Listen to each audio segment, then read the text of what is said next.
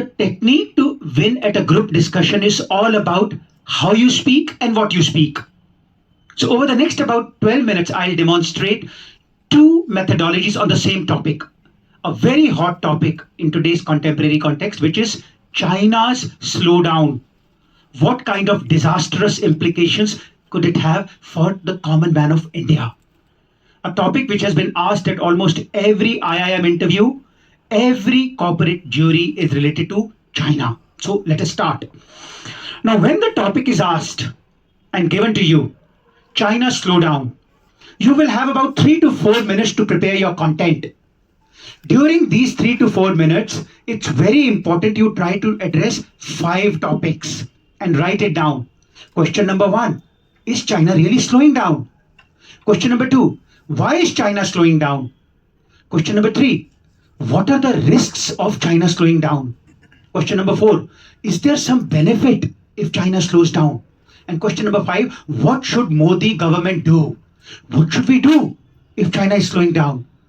Your ability to answer these 5 questions during the 5 minutes that jury gives you to prepare is going to help you win. But then it's all about thereafter, how do you talk, and also about how will others respond to what you talk. So let's address these questions one by one. Question number 1, is China really slowing down? And for that, the important statistic to know is that according to IMF report, China's growth in calendar year 2022 slowed down to about 3%. Now 3% is not bad, but for a country like China, which recorded 10, 11, 8, 9, even last year their growth was 8.1%, it's a matter of slowdown. The second thing which is important to understand over here is that when it comes to China, that is a nation which has been driving the global growth. So the expectation for next year is that China will continue to remain sluggish at around 3 to 4. So once again, these are statistics that you should have in mind to say that yes, China is slowing down.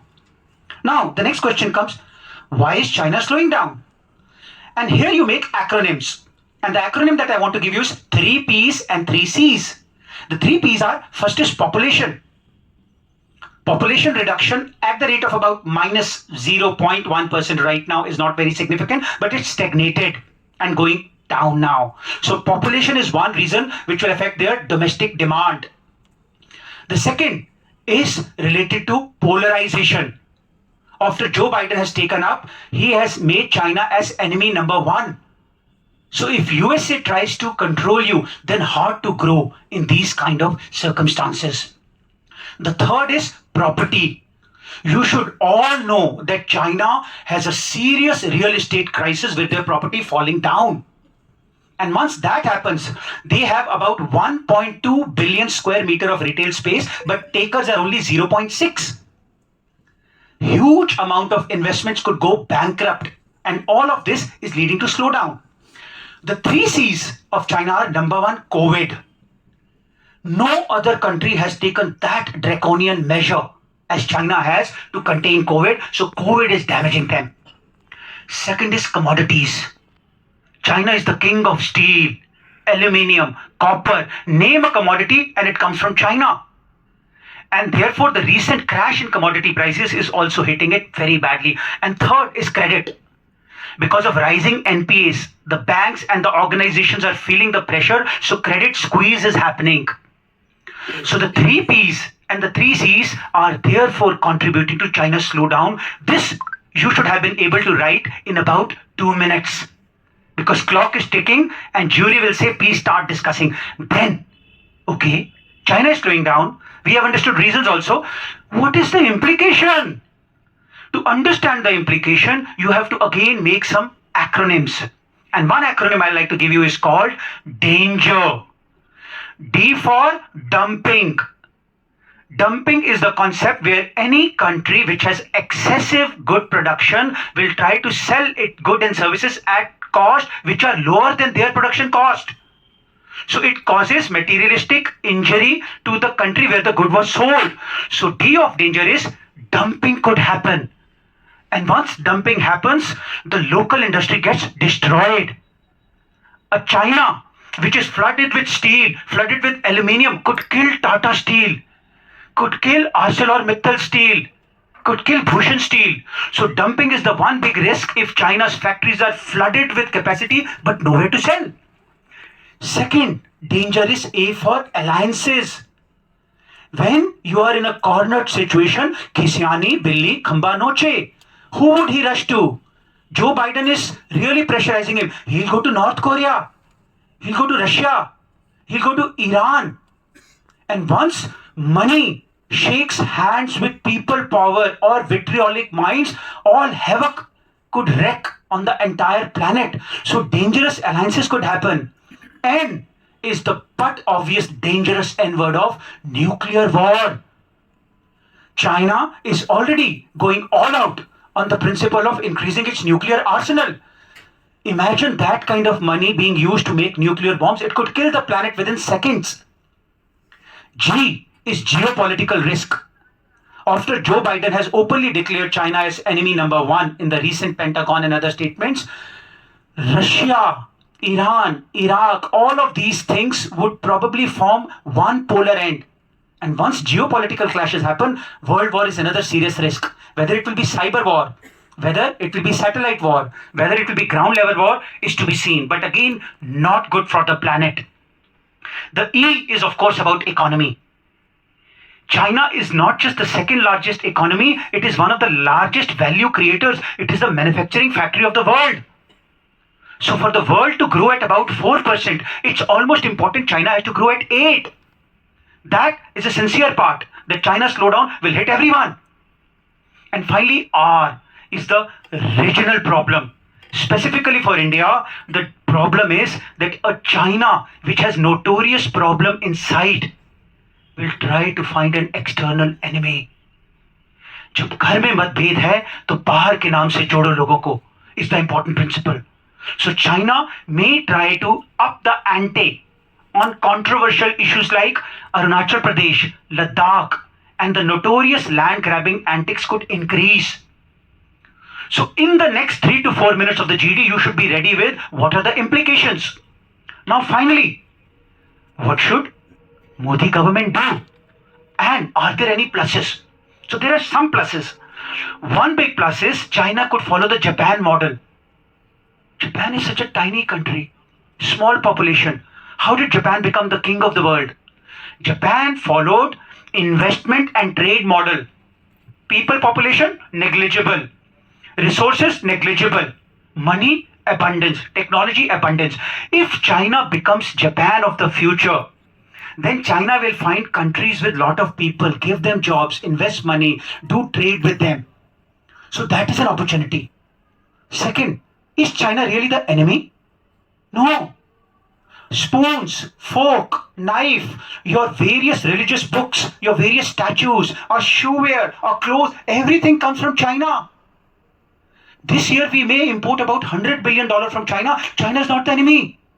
If China disappears, Indian manufacturers will probably increase the price exponentially. And still they may not have capacity to serve the need of common people. So China is not necessarily only the enemy. So the opportunity for India is to have friendly relationship with China and tell them, we have a trade deficit of $85 billion. Please start investing that money in India.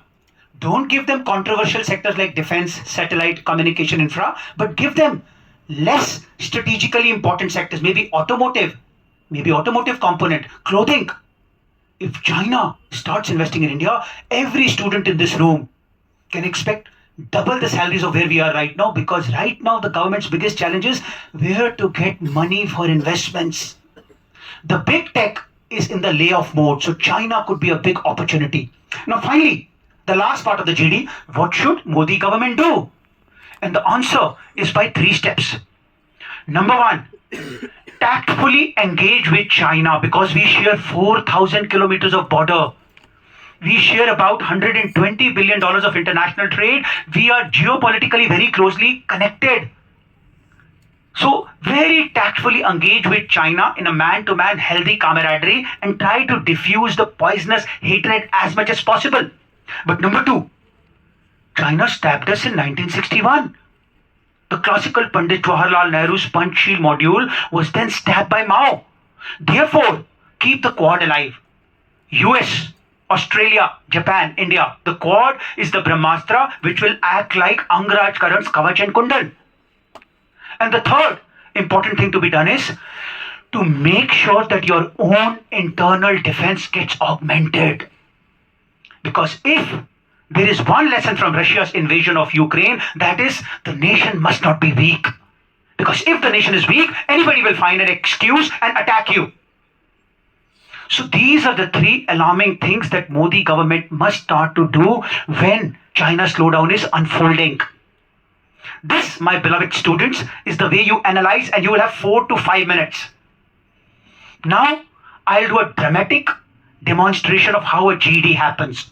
So, at the count of 3, 2, 1. So, all right, students, your topic today, we are from Dabur and Company, and the topic being given to all of you today is China slowdown. What are the implications of this? And the group has to give us 3 compulsory consensus points. Otherwise, every student will be rejected. At the count of 3, 2, your 10 minutes start now. Hello, my dear friends. My name is Mohan. I welcome you all to this very prestigious group discussion of Dabur and Company. The topic which has been given to us today is very relevant in today's socio-political economic context, and that is China slowdown. What are the implications for India? Now, I'm sure, my friends, all of you will have very valid views, very passionate views, but time is limited. We have been given 10 minutes, otherwise entire group will be rejected. So may I give some opening remarks as follows. Well, love it or hate it, but you can't ignore it. India has 3 important correlations with China. We are trading about $120 billion. It's our biggest trade partner. We share 4,000 kilometers of boundary, and we are regionally so closely associated that somehow China factor is something that India cannot ignore at any cost. So I think, my friends, since time is limited, we can discuss the group in mainly 3 parts. Number 1, why is China slowing down? Number 2, what are the risks if China slow down? And then number 3, what should Modi government do? Is it okay? Should we go ahead like that? Yeah, sure. Okay, hello friends, my name is Radha and I'm a second year student from DSM. So please allow me to give my views. I sincerely feel that China is slowing down because of 3 C's. First is coronavirus. Second is corporate credit shrinking. And third is their construction-related crisis. All the 3 reasons have contributed to China's slowdown. And this is proven because China's GDP last year was 3% according to IMF. And even this year would only be 4%. Okay, Radha, thank you so much. This is Ram over here. And I'm also a second year student of DTU. So I sincerely feel that more than the 3 C's, there are 3 P's which are playing a role over here. The first is population. As you would know, my worthy friend, population is now shrinking, and that's a big thing, and India could overtake them very soon. The second factor over here is polarization. You should also know that with USA as your enemy, you can never win the world. And now with US as enemy, they have this kind of a problem. And third is various kind of internal politics which are actually leading to the Communist Party proving to be a evil force. So I think because of all of this, we can conclude that China is really in a slowdown mode. Okay, my friends, I think you both have a good point. But the point which the GD is asking us is what are the implications? So I feel there are 3 very important implications, if you all allow me to speak, please. The first is there is a risk of dumping. If China has excessive goods, then Chinese factories will start dumping. And if they start dumping steel, aluminium, cement, they could kill any country overnight.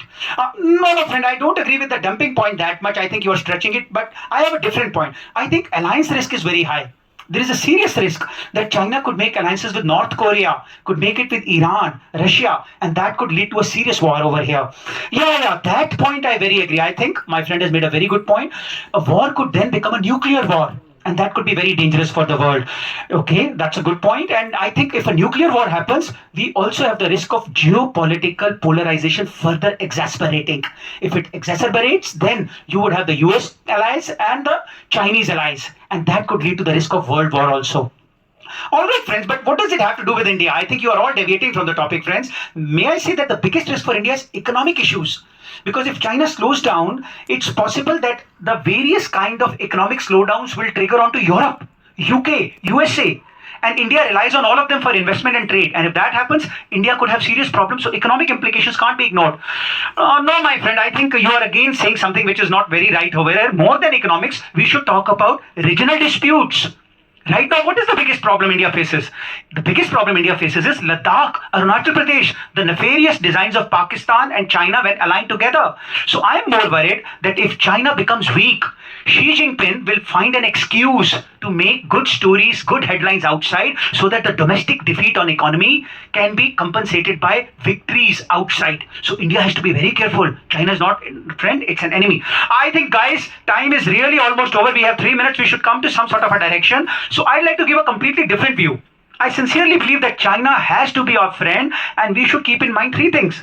Number one, China is giving us $120 billion of cargo, both in terms of export and import. If China stops, then we could be in trouble. So we cannot ignore China.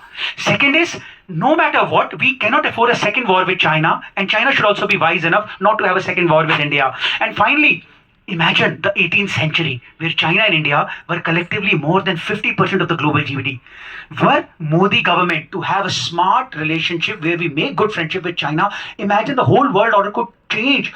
We would stop to spend 25% of the money we are wasting on defense. So if China becomes our friend, that defense budget could be reduced by almost half, and that money could go to poor, education, infrastructure. So don't you think we as a jury should recommend to the Dabur company that China and India should be best friends in the slowdown? All right, friends. So time is almost over. So far, Lakshita, you haven't spoken anything. Why don't you speak, Lakshita? Please take 1 minute.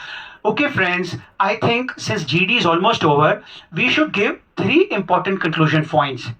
Number one, Modi government should very smartly engage with China, because if they do that, then chance of economic investment and various cooperation happens. But I would also like to say that it's too dangerous to blindfoldly trust China. So the backup should be Quad, the alliance between US, Australia, Japan and India. And thirdly, while we agree with the defense point, but I feel that at some stage, defense cannot be compromised right now because we can't trust China. And lastly, I believe my conclusion point is we should ask Modi government to project India as an alternative to China globally, so that companies like Apple, Samsung, Toyota, Volkswagen, they can all shift their production in India, and Make in India will create prosperity. Okay guys, time is over. Okay ma'am, you haven't spoken. Would you like to summarize? Sure sir.